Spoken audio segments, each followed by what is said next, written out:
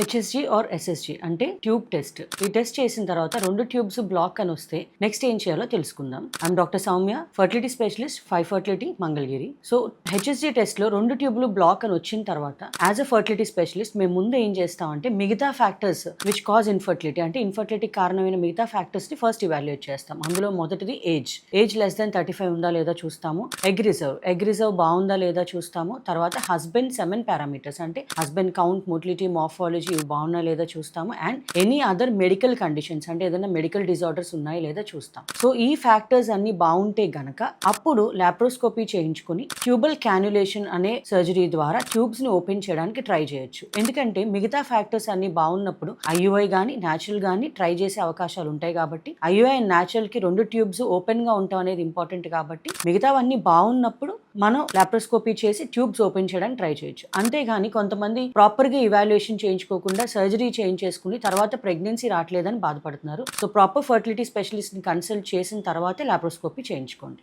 Thank you.